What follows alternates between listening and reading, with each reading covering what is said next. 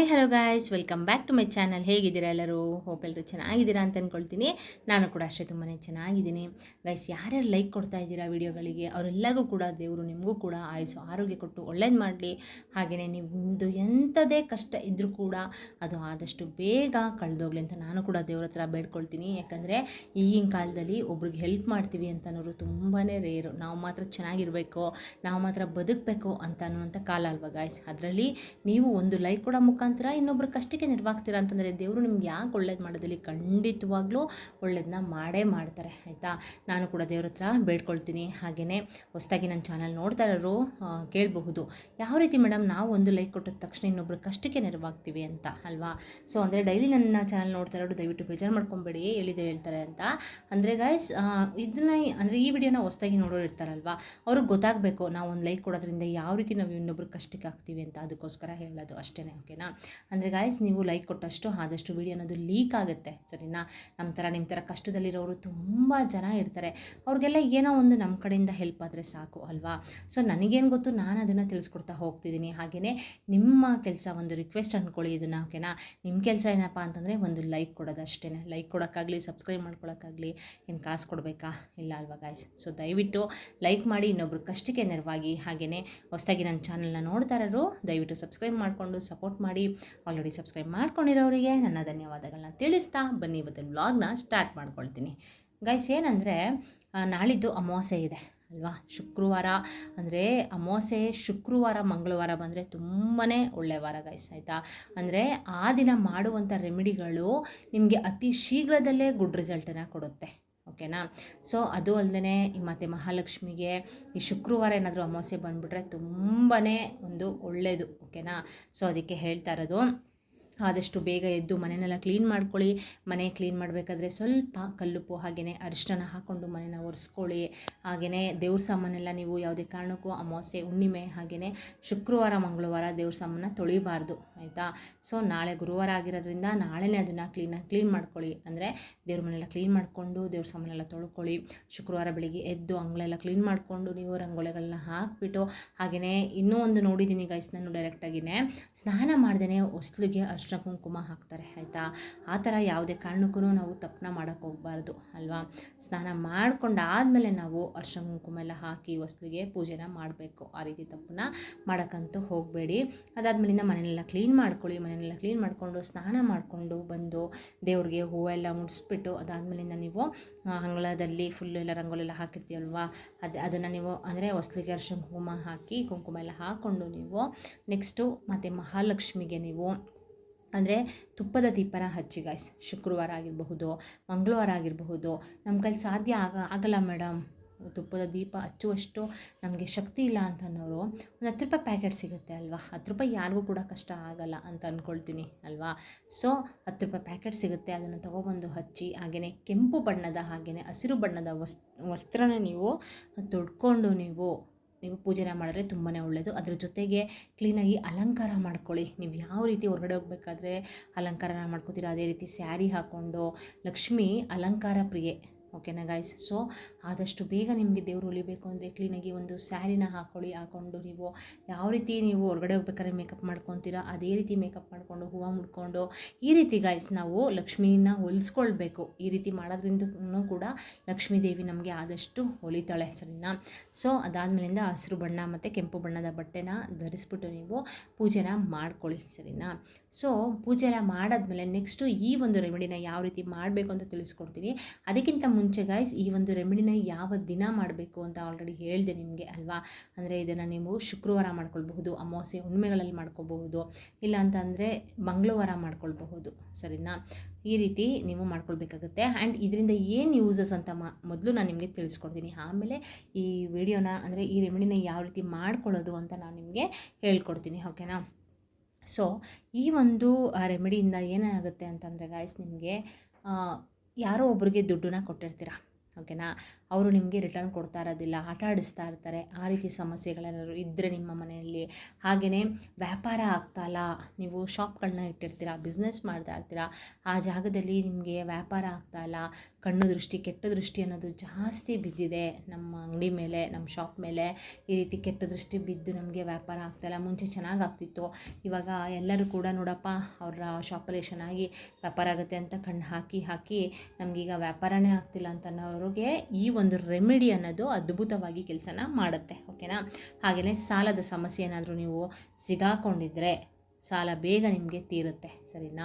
So ಈ ಒಂದು ರೆಮಿಡಿನ ಅನ್ನೋಕ್ಕಿಂತ guys, ನೀವು ಯಾವುದೇ ಒಂದು ರೆಮಿಡಿನ ಮಾಡ್ಕೊಳ್ಳಿ, ಅದಕ್ಕಿಂತ ಮುಂಚೆ ಒಂದು ನಂಬಿಕೆ ಇರಬೇಕು ನಿಮ್ಮ ಮೇಲೆ. ಓಕೆನಾ? ದೇವ್ರನ್ನ ನಂಬ್ಕೊಬೇಕು ನೀವು, ಹಾಗೆಯೇ ರೆಮಿಡಿಗಳನ್ನ ನಂಬ್ಕೊಬೇಕು. ದೇವರು ಕಷ್ಟ ಅಂತ ಕೊಟ್ಟ ಮೇಲೆ ಗೈಸ್ ಕೆಲವೊಂದು ಪರಿಹಾರಗಳನ್ನ ಕೂಡ ತಿಳಿಸ್ಕೊಟ್ಟಿರ್ತಾನೆ. ಓಕೆನಾ? ಕಷ್ಟ ಅಂತ ಕೊಟ್ಬಿಡ್ತಾನೆ, ಈ ರೀತಿ ಪರಿಹಾರಗಳನ್ನ ಮಾಡೋದ್ರಿಂದ ಅದರಿಂದ ನಿಮಗೆ ಒಳ್ಳೆಯದಾಗತ್ತೆ ಅನ್ನೋದು ಕೂಡ ತಿಳಿಸ್ಕೊಟ್ಟಿರ್ತಾನೆ. ಆಯಿತಾ? ಪರಿಹಾರ ಶಾಸ್ತ್ರ ಆಗಿರ್ಬೋದು, ಸಿದ್ಧಿಶಾಸ್ತ್ರ ಆಗಿರಬಹುದು, ರಹಸ್ಯಶಾಸ್ತ್ರ ಆಗಿರಬಹುದು, ಕೆಲವೊಂದು ಈ ರೀತಿ ರೆಮಿಡಿಗಳನ್ನ ತಿಳಿಸ್ಕೊಟ್ಟಿರ್ತಾರೆ. ಅದನ್ನು ನಾವು ಶ್ರದ್ಧಾ ಭಕ್ತಿಯಿಂದ ಮಾಡಿಕೊಂಡ್ರೆ ನಿಜವಾಗ್ಲೂ ನಮಗೆ 100ಗೆ 200% ರಿಸಲ್ಟ್ ಅನ್ನೋದು ಸಿಗುತ್ತೆ. ಸರಿನಾ? ಸೊ ಆ ರೀತಿ ಇರುತ್ತೆ ಗಾಯ್ಸ್. ಸಾಲ ಏನಾದರೂ ಮಾಡ್ಕೊಂಡಿದ್ರೆ ಕಷ್ಟಪಟ್ಟು ದುಡಿತೀರಾ ಪಾಪ ನೀವು ಬೆಳಗ್ಗೆಯಿಂದ ಸಂಜೆವರೆಗೂ, ಯಾಕಂದರೆ ಸುಮ್ಮನೆ ಕುತ್ಕೊಂಡ್ರೆ ಬಿಟ್ಟಿಯಾಗಿ ಯಾರೂ ಕಾಸು ಕೊಡೋಲ್ಲ ಅಲ್ವಾ? ಸೊ ಕಷ್ಟಪಟ್ಟು ದುಡಿತೀರಾ, ಅದನ್ನು ನೀವು ಉಳಿಸ್ಕೊಳ್ಬೇಕು. ಮನೆಯಲ್ಲಿ ಉಳಿತಾ ಇಲ್ಲ, ಏನಾದರೂ ಒಂದು ಪ್ರಾಬ್ಲಮ್ ಆಗಿ ಹಣ ಅನ್ನೋದು ಪೋಲಾಗ್ತಾಯಿದೆ ಅನ್ನೋರಿಗೆ ಈ ಒಂದು ರೆಮಿಡಿ ಅನ್ನೋದು ಸೂಟಬಲ್. ಓಕೆನಾ? ಅಂದರೆ ಅದ್ಭುತವಾಗಿ ಕೆಲಸನ ಮಾಡುತ್ತೆ. ಸೊ ಬನ್ನಿ ಯಾವ ರೀತಿ ಈ ಒಂದು ರೆಮಿಡಿನ ಮಾಡ್ಕೊಳ್ಳೋದು ಅಂತ ನಾನು ನಿಮಗೆ ತಿಳಿಸ್ಕೊಡ್ತಾ ಹೋಗ್ತೀನಿ. ಗೈಸ್, ಇನ್ನೊಂದೇನಂತ ಅಂದರೆ ಮನೆನ ಆದಷ್ಟು ನೀಟಾಗಿ ಇಟ್ಕೊಳ್ಳಿ. ಸರಿನಾ?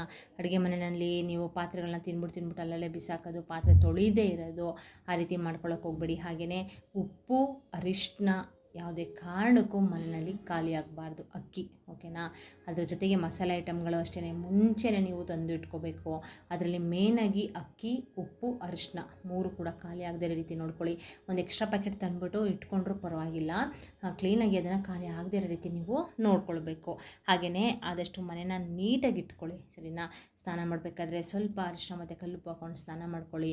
ನಿಮ್ಗೆ ಯಾವುದೇ ಒಂದು ಗ್ರಹ ದೋಷಗಳಿದ್ದರೂ, ಶನಿ ದೋಷಗಳಿದ್ದರೂ ಅದು ಕ್ಲಿಯರ್ ಆಗುತ್ತೆ. ಸರಿನಾ?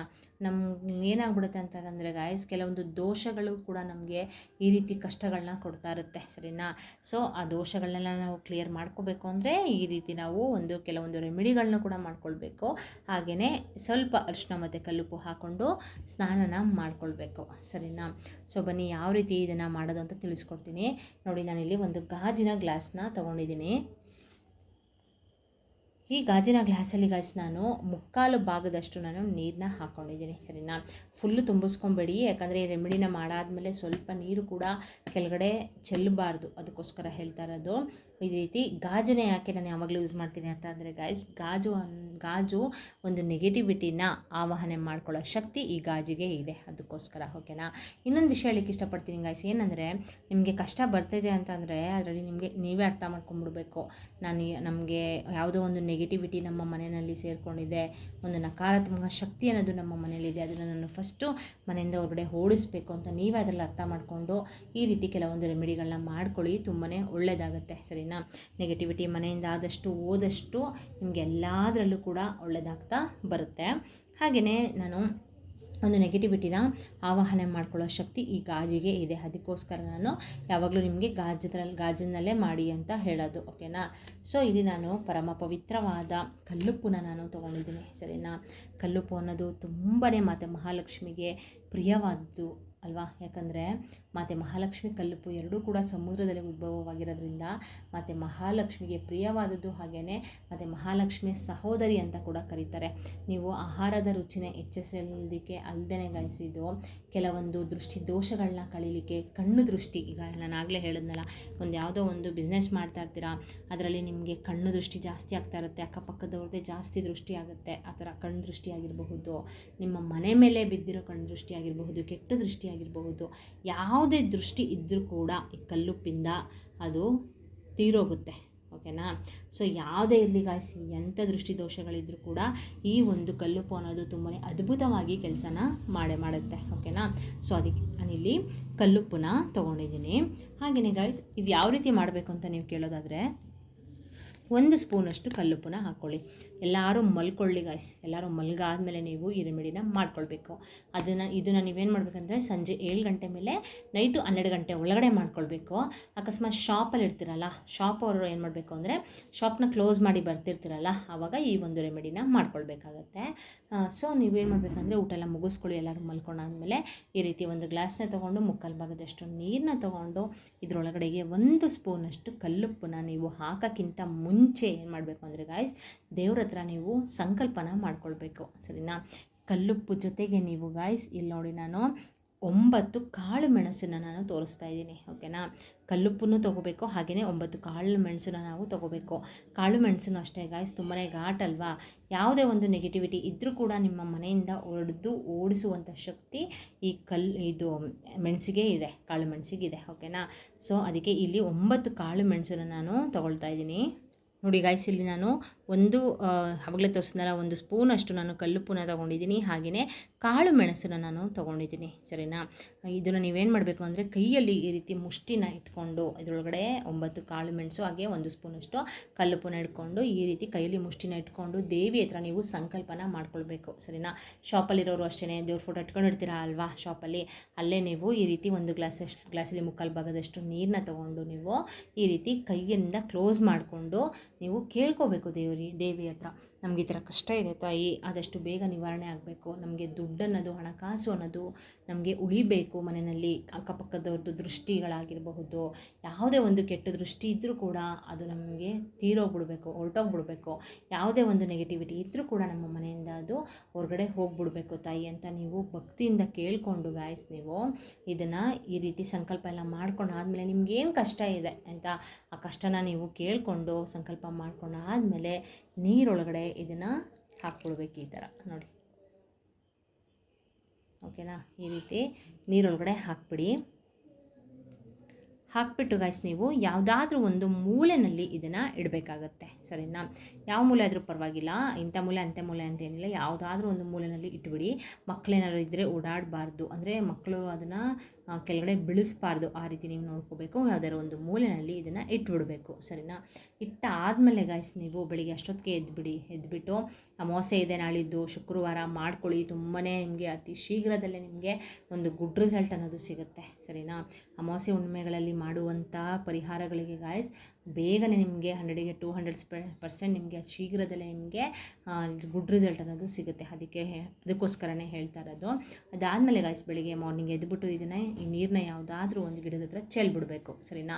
ಶಾಪಿಗೆ ನೀವು ಹೋಗ್ತೀರಾ ಅಲ್ವಾ, ಶಾಪಲ್ಲಿ ಮಾಡ್ಕೊಳ್ಳೋರು ಶಾಪಿಗೆ ಹೋದ್ಮೇಲೆ ಫಸ್ಟು ಅದನ್ನು ತೊಗೊಂಡೋಗ್ಬಿಟ್ಟು ಚೆಲ್ಬಿಟ್ಟು ನೀವು ಅಲ್ಲೆಲ್ಲ ಫುಲ್ ಕ್ಲೀನ್ ಮಾಡಿಕೊಂಡು ದೇವರಿಗೆ ದೀಪನ ಹಚ್ಕೊಳ್ಳಿ. ಸರಿನಾ?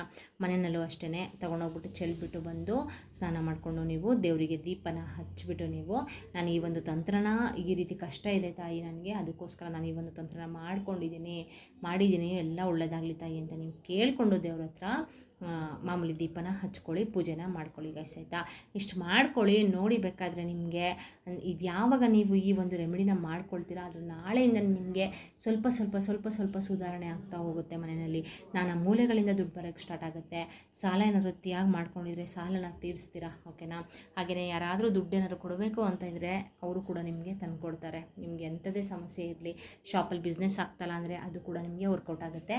ತುಂಬ ಜನ ಕಮೆಂಟ್ಸ್ ಮಾಡ್ತಿದ್ದೀರಾ, ನಮಗೆ ಈ ರೀತಿ ಒಳ್ಳೆಯದಾಗ್ತಿದೆ ಮೇಡಮ್ ನಿಮ್ಮ ಒಂದು ರೆಮಿಡಿಯಿಂದ, ನಾವು ಕೂಡ ಮಾಡ್ತಿದ್ದೀವಿ ಅಂತ ತುಂಬ ಜನ ಕಮೆಂಟ್ಸ್ ಮಾಡ್ತಿದ್ದೀರಾ.